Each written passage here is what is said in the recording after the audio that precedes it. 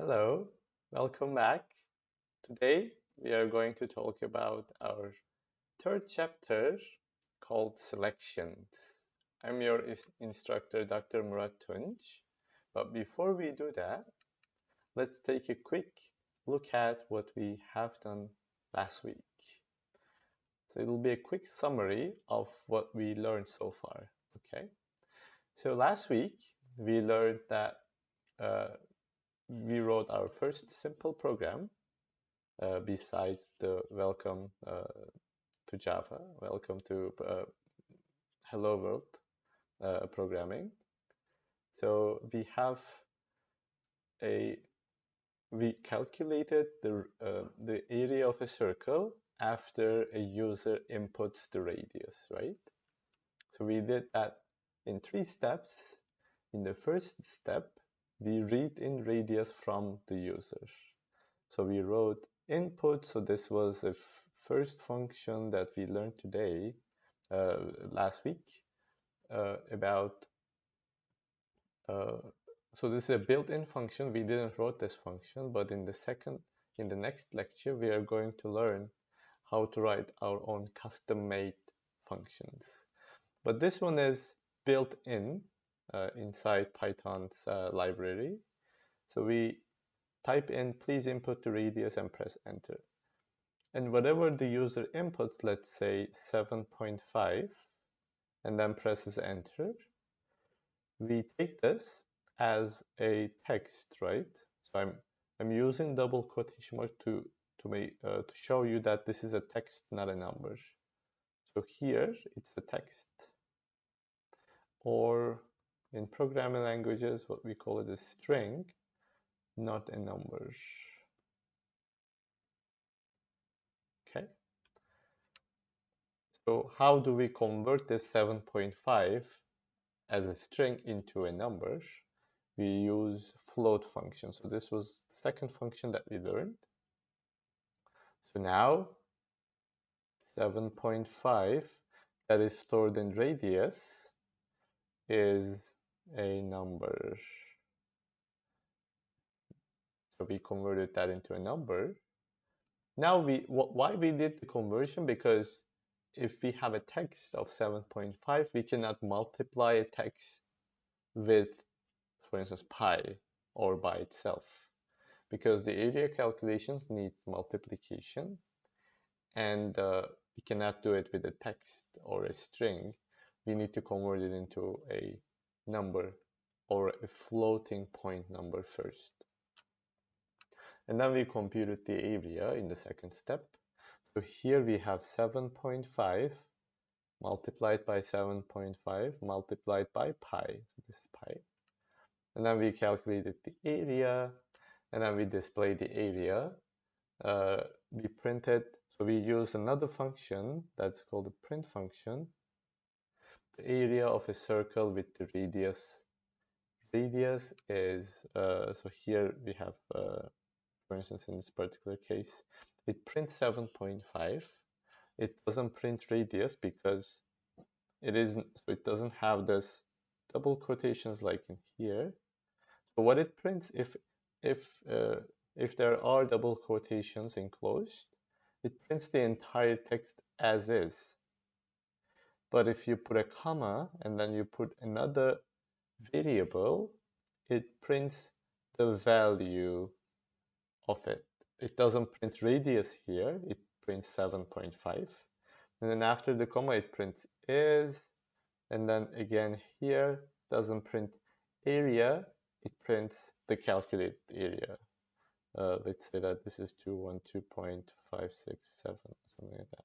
Okay, so it prints this one. Now we talk about variables. So variables, in this case, what we use as a variable, so radius was a variable, area was a variable. So variables are used to store values that we are going to use later in the program. So they are called variables because their values can be changed, right? So we first need to tell the compiler the name of the variable, and what we do it as a as a good programming habit, we use descriptive names, right? Radius or area. So actually, it's okay if you name them something very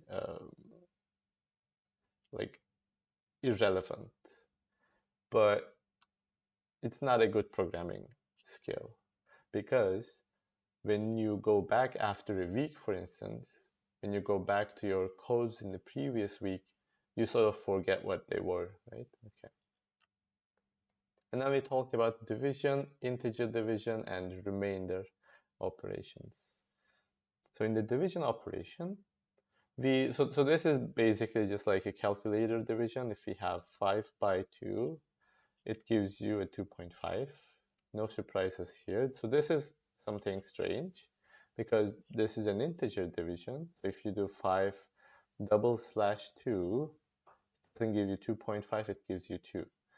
So instead of giving you 2.5, what it does, it deletes the decimal point part. It only gives you the integer part. And the remainder operator will give you the remainder of the division. So in this example, 5 by 2, 2, 4, remainder is 1, right? So it gives you 1. So you'll see that we are going to use remainder operation a lot in programming, because if you do remainder by 2, it either gives you a 0 or 1, depending on if it's an odd number or an even number. And that's sort of useful, because now we are talking about zeros and 1 in the domain of true and false. Especially with the Boolean value that we are going to learn today, it's going to be extremely useful, okay? And then we talked about augmented assignment operations. In particular, so if you see a plus equals, for instance, I plus equals 8, what it does is it increments by 8. So for instance, let's say I was 2, and then we have I plus equals 8. So after this, I becomes 10. Why? Because so this is increment by 8. So we have 2 plus 8. That's when we find 10. Okay. So we can do subtraction. So again, I is equal to 2. After minus equals, I becomes minus 6. Okay. And then I leave you 3 practice questions. I hope you had time to go over them. If not, I'm going to show you the answers, the solutions of these programming practices before we begin our third lecture. Okay. So here we had the first one. Write a program that reads a 2-digit integer from the user and then swap its digits. So swapping here means that, for instance, if the integer is 93, after swapping it becomes 39, okay? So I'll show you what my code looks like. So here I again use the comment styling. So I first write a comment on stating that this is a practice exercise 1. And then the first step, I read in a 2-digit number from the user. Here I used input function, at the same time an integer conversion, for the reasons because, so I didn't use float, I use integer. Why? Because I asked the user to input a 2-digit number. So I didn't ask the user to input any number for radius, for instance. I made it specific. So 2-digit number will be an integer.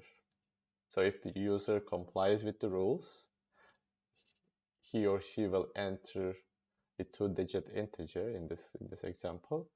And then I convert, for instance, let's assume that the user inputs, let's say 35. Okay. So first it is a text, it is a string, remember. And then I immediately convert it to an integer, basically deleting these double quotations and make it a number. Now it's a number. In fact, it's an integer number. So that's why there is no 0.0. It's only 35. So that's my 2-digit number. And then in the second step, I swap its digits to create a new integer. So here I have 2 new variables. That the first one is, so what I need as an algorithm, I need to separate 3 and 5, right? So that in the future I'm going to put 5 here and then 3 over there and then make it 53. That's the idea. But first I need to be able to separate the 2. But I'll use them in the future to make it a concrete number. So that's why I have the 2 numbers temporary, first number and the second number. And then here 35 divide, so I have the integer division because I don't want 3.5, I only want 3, this part. So an integer division by 10 will give me 3, and the remainder by 10 will give me 5. So I have 3 and 5 separately as the first number and second number.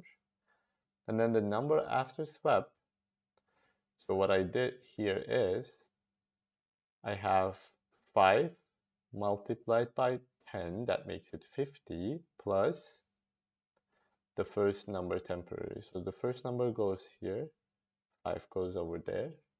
And then I basically do a small multiplication with 5 by 10. That makes it 50, and then plus 3. That sums it up to 53. And then this is my number after swap. But then finally I display the result. After the swap, the new number is 53, for instance. Okay, moving on. Second practice. Write a program that reads numbers for radius and length from the user and displays the volume of a cylinder. So the volume of a cylinder is, again, the area of the circle on top, as is on the surface. And then I'll multiply this area by the length, okay? So I'm not, I'll simply explain what it does. So I need 2 numbers, radius and a length, 2 inputs. So I've inputted them. Since they can be point-wise numbers, including decimals, here I use the float conversion instead of the integer conversion because I don't know if it's going to be an integer number or not. And then I have the basic calculations, the computations, radius by pi. That makes it the area, and area by length gives me the volume. And then I display the result, the volume of a cylinder with radius, whatever the user inputs as a value, and length. The length that user inputs as a value is what I calculated. So let's say the radius is 10 and the length is 5. Volume is, I don't know, 1537. I just made it up. Moving on to the third practice question before we start our third lecture. So I ask you to write a program that reads the values of x and y and display the following result on the console. Y to the power x minus 7. So you have this guy, and then this guy. So here sometimes what is forgotten is to the use of the parentheses, because you don't see the parentheses up in here, for instance. But if you don't use the parentheses for this one, for instance, if you simply write, let's say, in the program, of course, x plus 5 divided by 4, so mathematical precision gives you y by 4 first. So this is first, and then the result will be added up to x, but we don't want that. We want x plus y first, and then the division. So you should use parentheses here. So these are the little details that you should be really careful about. So I read in x and y from the user as a float. I really don't know. They could be any number. So that's why I use float instead of int. And then the power operation, y to the power x minus 7. So no news here. Here you'd have to use the parentheses, x plus 5 by 4. Again, the parentheses. So first the parentheses 2x minus y plus 3 divided by 5 plus, now the parentheses is on the denominator. So if you don't have that, it's going to be troubling. And then you have the result. Okay, so now we can start our new chapter called selections. So the motivation for the selections is, before telling you what the selections are, let's go back 1 week before and see about the calculate area example. So area calculation.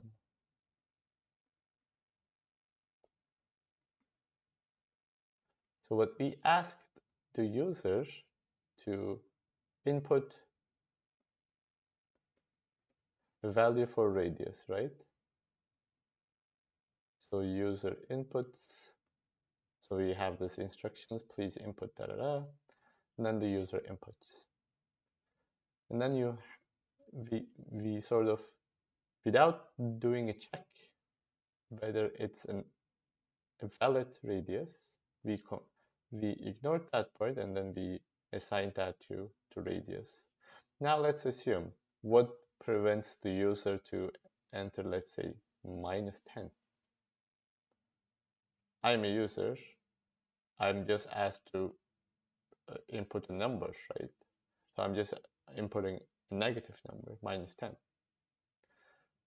And then we do all our calculations. But it's in fact, although we can do the calculations and we will display a result, we shouldn't do it because computing an area with a negative value for radius will print an invalid result.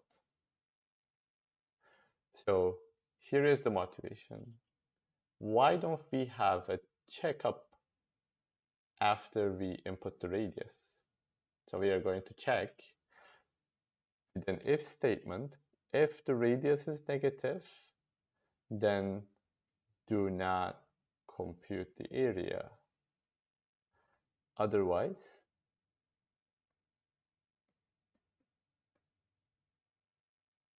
compute the area.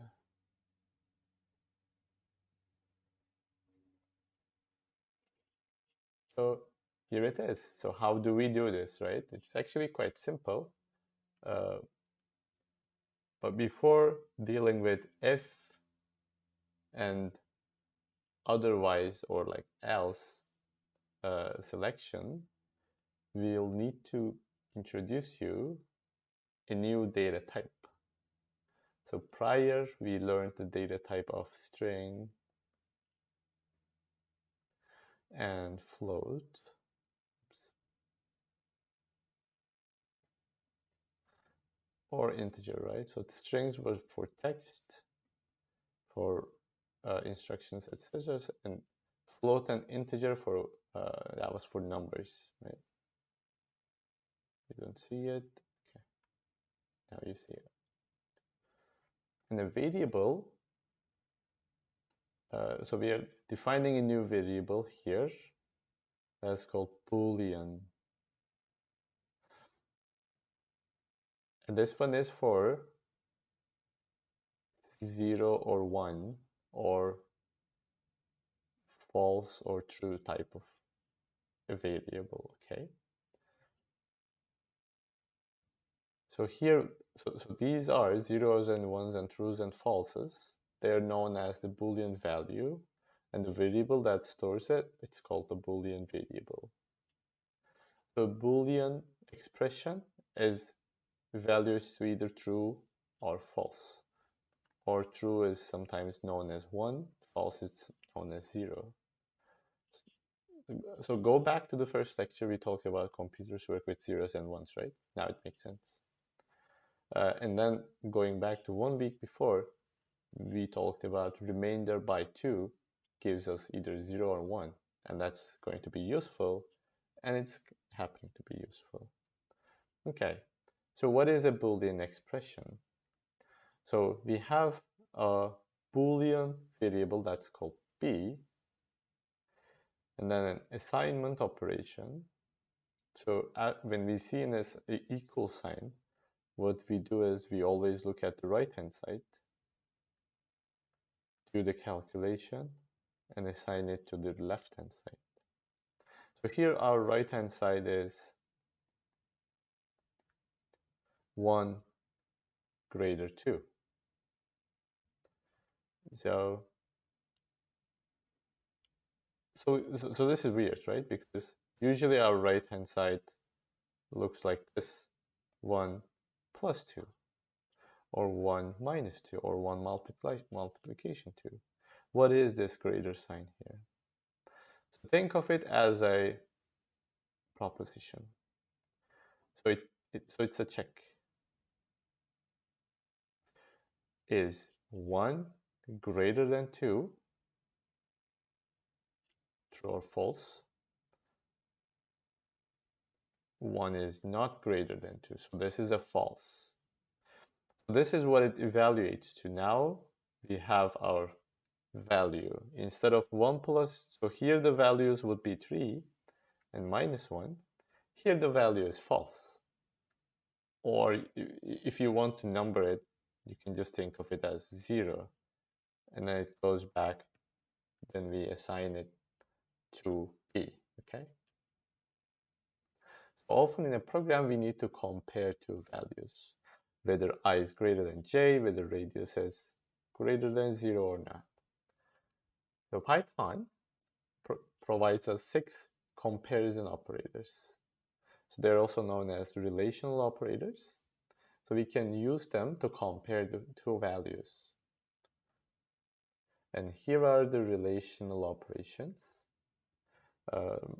So they are quite, straightforward. I'm not going to spend too much time. So I have less than. And the example is if the radius is, so I assume radius is 5, 5 less than 0, check. Is 5 less than 0? No. So sometimes I'll sign to ridiculous because they're too obvious for you, but it's not obvious for the computer. So you always have to do these checks, right? So 5 is not greater than 0, obviously, but I'll have to ask you. I'll have to ask the computer to do the check. I know it's not less than 5, less than 0. I know 5 is greater than 0, but I also know that this is a false proposition, so the computer will result me a false. So we have less than or equal to, greater than, here 5 greater than 0. Is 5 greater than 0? Yes, true. Greater than or equal to, so here is the double equal sign. It is double, not single, because it's actually, so this is actually quite important. So if you have a single, for instance, 5 equals 0, if you do it, the computer will assume that oh, 5 is so I have the assignment operation. This is a single equal sign. So I'll have to equate right-hand side to the left-hand side. But this now is not a variable because the variable names cannot start with a number. Remember last week? So this will give you an error. So always use double equal sign. Let's see. Is 5 double equals 0? Question mark. Is 5 equal to 0? I mean, obviously not. Why? You sound crazy, right? But again, we'll have to do it. And not equal sign, so we have an exclamation mark and an equal sign. So is 5 not equal to 0? Yes, 5 is not equal to 0. I, it seems like I sound crazy, but this is how the computers work. So selection statements use conditions that are Boolean expressions, okay? So we learned the 6 comparison. Now we are going to use them. And Python will give you 4 types of selection statement. The first one is one-way if, and then two-way if else. So if it's true, do some stuff. Else, if it's not true, do some other stuff. And then you have nested if and a multi-way if statements. So let's start with the first one, one-way if statement. So one-way if statement, here we start from this direction. So we go to the Boolean expression. So the Boolean expression here, let's say radius is greater than 0. If it is, if what the user inputs is greater than 0, if it's not negative, then we are going to do the calculations. Area equals radius multiplied by radius multiplied by pi. But we only do it when it's true. If it's false, we skip the calculations, the area calculations, okay? So we'll just skip that because the radius is either 0 or negative, and that is going to be an invalid circle. There is no such circle with the radius equals to 0 or less than is a negative number. So we are not going to calculate the area for it. Okay, going back to our simple program, we are going to revisit the first program. So now in the first step, we are going to read in the radius as usual. Please input the radius of a circle. Here we have a check. If the radius is positive or so zeros are also included here, but we don't, so it all depends. If you feel like 0 is also a valid radius, you can do it, or just go with the greater sign. And then you have, if the radius is actually greater than or equal to 0, you calculate and print the area. But that's only if that's greater than or equal to 0. And then you print the area of a circle. If it's negative, if let's say that this is, so radius is 5, 5 is greater than or equal to 0, so that's true, right? So if it's true, we are in here, inside the if block. But let's assume the user inputs -5. and that makes it false. Then what? Then we are not going to be here. We are going to skip if false. And we are going to continue with whatever down there. Okay, so there is another type of selection statement that is a two-way if-else. So here we have, so this is actually nicer because previously we didn't know what to do if the user inputs negative. Now we have a way of solving it. So again, radius is greater than 0. We calculate the area.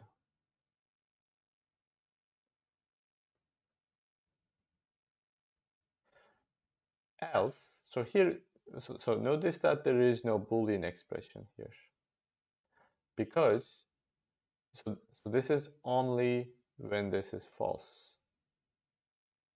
If false. So you don't need to have a checkup here, but we'll learn that there is actually a way that we can use an else on top of an if statement, but now the only simple if-else statement does not have that. So if you don't have it, it means that the if condition above was false. So now statement for the false case. So here, what can we do? So we can display that or print the input was invalid, something like this. So we basically show a message to the user, and here is the example. So if the radius is non-negative, 0 or positive, we do the calculations. Else, we say that it's a negative input or an invalid input. So if the user now enters -5, this will be false. Now -5 is false. And then if it's false, we go to the else block here. So we skip this part. And then we go down there. And then we print the user that they inputted the negative input, and we cannot do the calculations. Okay, so the first step, again, the same. Now in the second one, we check if the radius is greater than or equal to 0. If it is, we do calculate and print the area. Else, if the radius is actually negative, we print a warning message that it's a negative input. Okay? All right.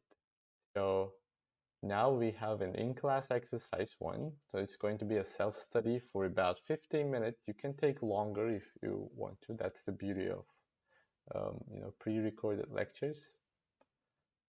So I'll ask you to write a program that does 4 steps, that has 4 steps.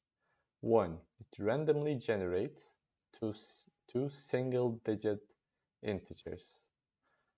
So here is how you do the step 1. So this is exactly your step 1. I'll simply write you the entire code, okay? So you use import random. So this is a random package that we import from Python library. And then we use random.randint in parentheses 0, 9. That gives us an integer, a random integer between 0 and 9. So you do it 2 times because I ask you to generate 2 single-digit integers. So you do it number 1 and number 2 times on 2 separate rows. And step 2, you display a question like, what is the first number plus the second number? So these does not have to be 3 and 5. So this is going to be the number 1, and this will be the number 2. Whatever their values, they're completely random. So every time you run the program, they'll change, okay? But you'll have what is plus and question mark the same. So you can use the double quotations there, but make sure that you're using number 1 and number 2 with your print statement. And then the third step, after displaying this question, you read in the answer from the user. So please answer this question or something. And then the fourth step, you display a message to indicate whether the answer is correct or not. So here you'll use an if statement. So here you inputted the answer from the user. So you can say user answer or the answer. And then you have check if the answer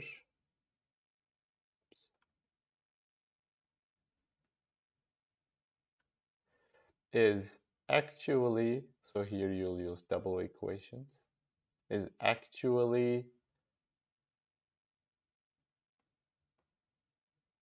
equal to number 1 plus number 2. If it is, then you say your answer is correct. If not, the answer is not correct. Okay, I basically draw down the entire pseudocode or the algorithm for you. Now all you need to do is go ahead and type it in, okay? So I'll stop the video here and I'll see you in the next video. Bye.